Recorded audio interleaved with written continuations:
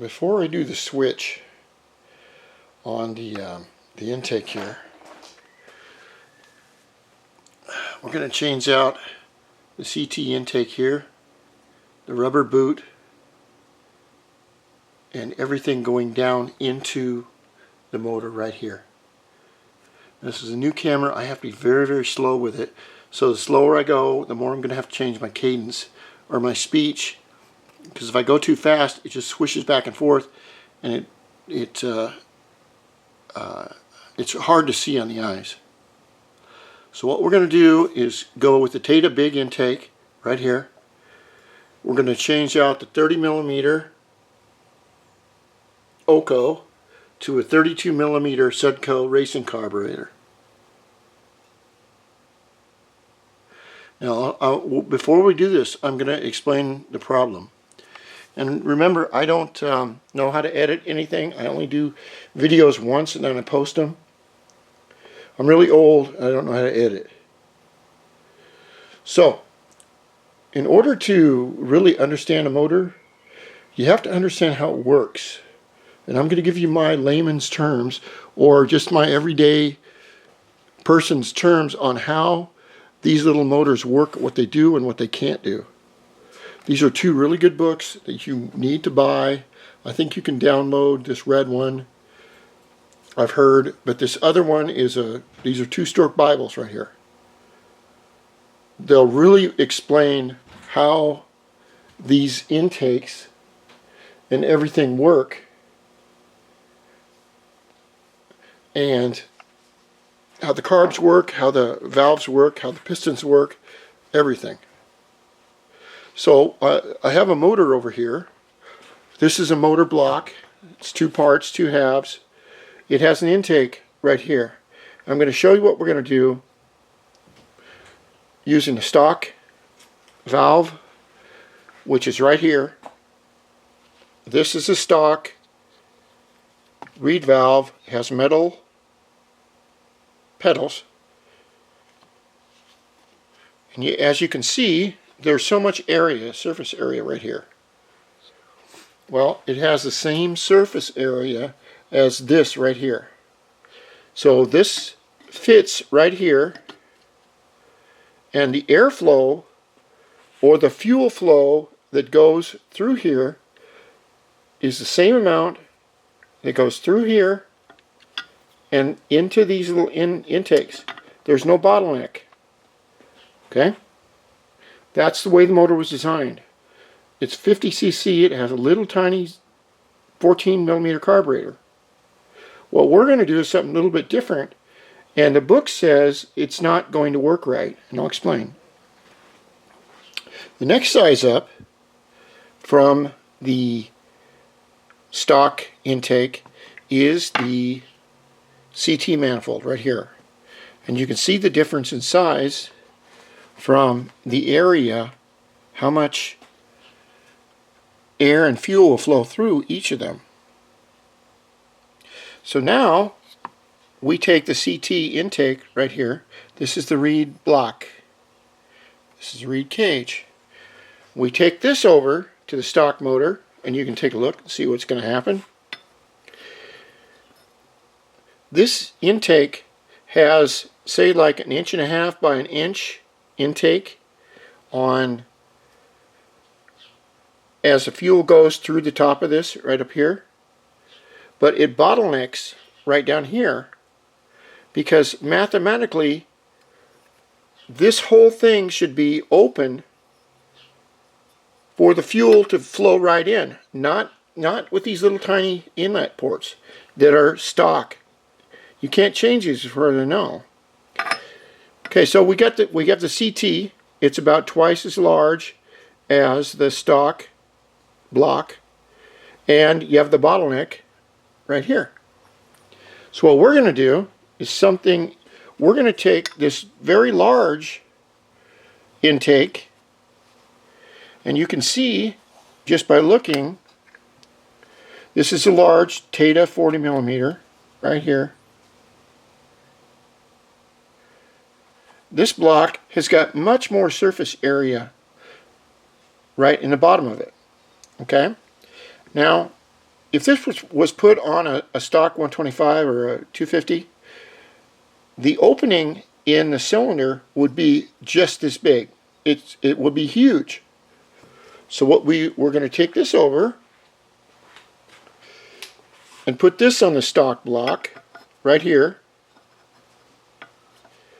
And you can see where we have 1.5 inches by 1.5 inches inlet through the block going into these little tiny holes. That is considered to be a stoppage or a choke point where air is not going in the same amount as this huge thing right here, as this huge block. So if we look at it in another layman's term, let me put it this way. The book says that the engine creates horsepower by running fuel and air through it. The more fuel and air you can flow through an engine, the more horsepower it would create. That's why a 426 Hemi creates more horsepower than a moped engine. It's a lot bigger. What we're doing is we have a problem here. According to the books, I'll show you using this garage here. Let's figure that this front door to the garage right here, this is the TAIDA intake block, and it's sitting on top of the engine. So you have this huge inlet right here, and the inlet ports in the block themselves is that little door down there. So we have a massive amount of fuel that has to go through that little door. That's an exaggeration, but I think you get my theoretical point. So that's why I don't know if putting the bigger manifold is really going to help that much. I don't know. Of course, I've heard from other riders that it really helps, because we know that the bigger carburetor over here, this carburetor, this SudCo, is going to put out a lot more fuel than your 28 millimeter SudCo. This also has a Mikuni power valve on it, which I haven't figured out how to work yet, but it's got a power valve that comes off the bottom of the carb right here, goes up and goes into the Venturi. I think that's the Venturi. Come on, sit. Damn it. So that's what we're doing. We have a huge carburetor, a huge intake block right here, and then it all